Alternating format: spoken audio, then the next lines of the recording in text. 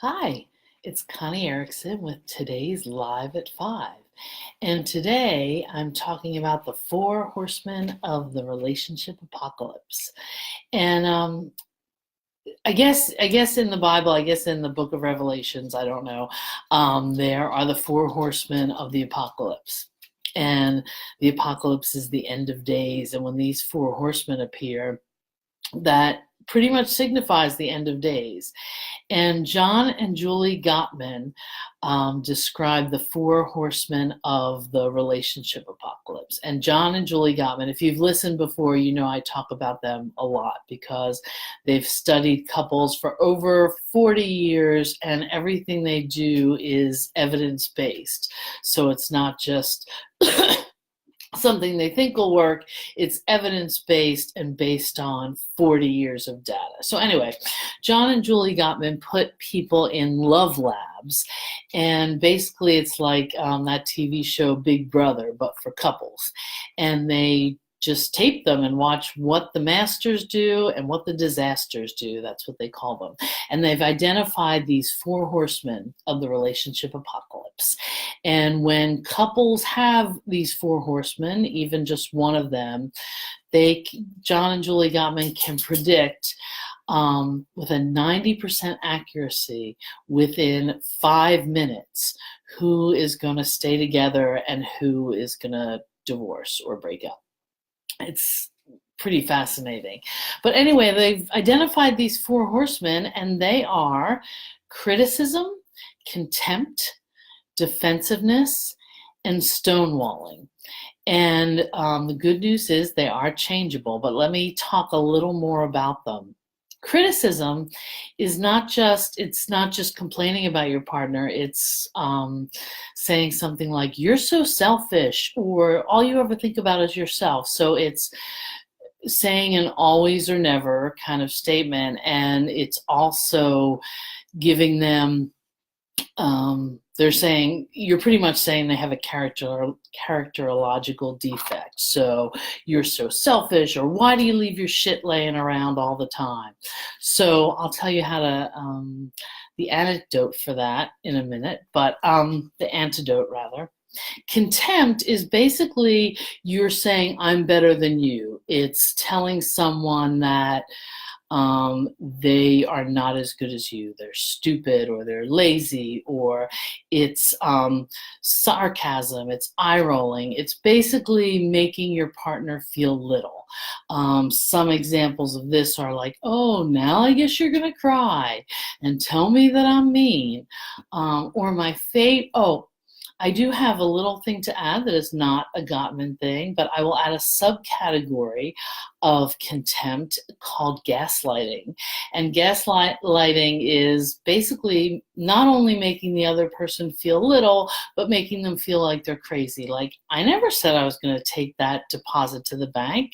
You're crazy. I don't know what you're talking about. Or my favorite, I know you're jealous and insecure, but there's nothing going on with me and the neighbor.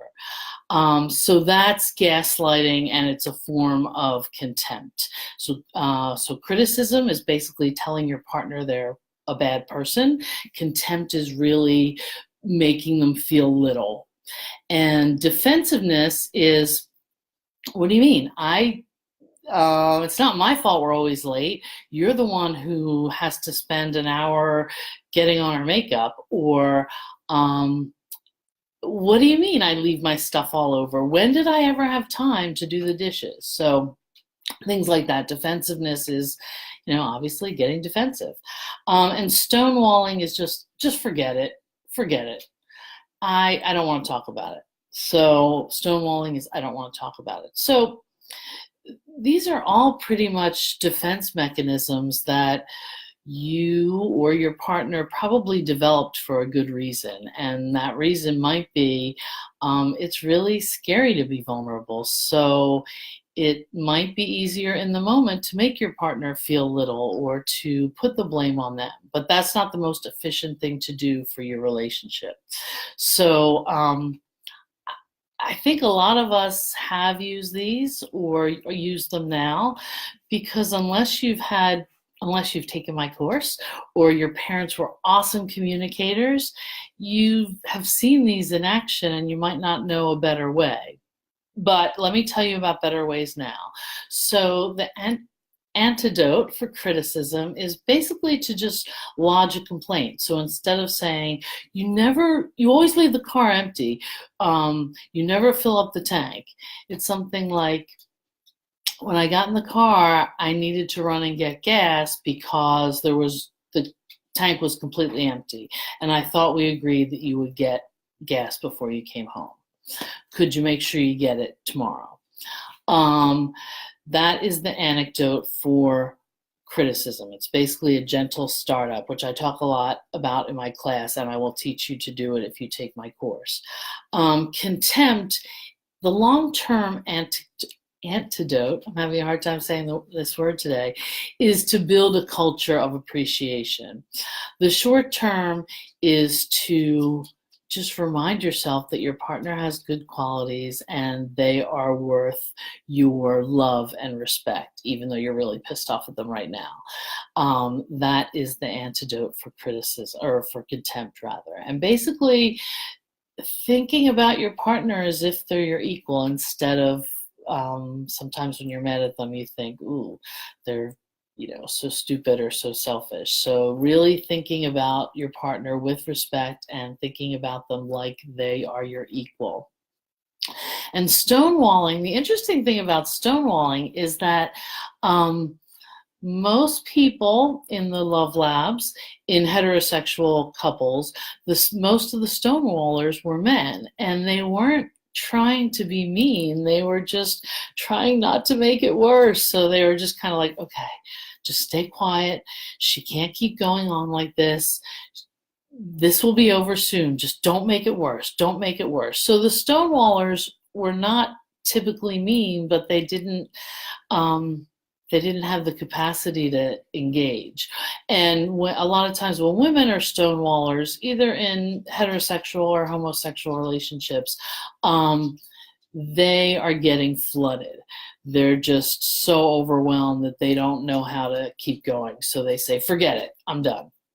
So the antidote to stonewalling is self-soothing. So figure out when you're getting triggered, and I talk about this a lot in my course too, and find ways to self-soothe and calm yourself and take breaks. So if you're getting really flooded, then you just, okay, all right, I'm getting really upset. I need to take a break. Let's come back to this in 20 minutes, or let's come back to it tomorrow. So I could say a million more things about the Four Horsemen, and I will probably do a webinar on it.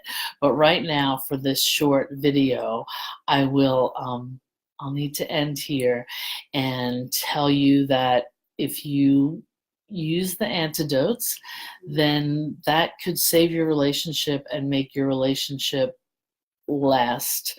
That could be the foundation of a lasting lifetime relationship. So be aware of the Four Horsemen: contempt, criticism, defensiveness, and stonewalling, and really work hard to extinguish them from your relationship.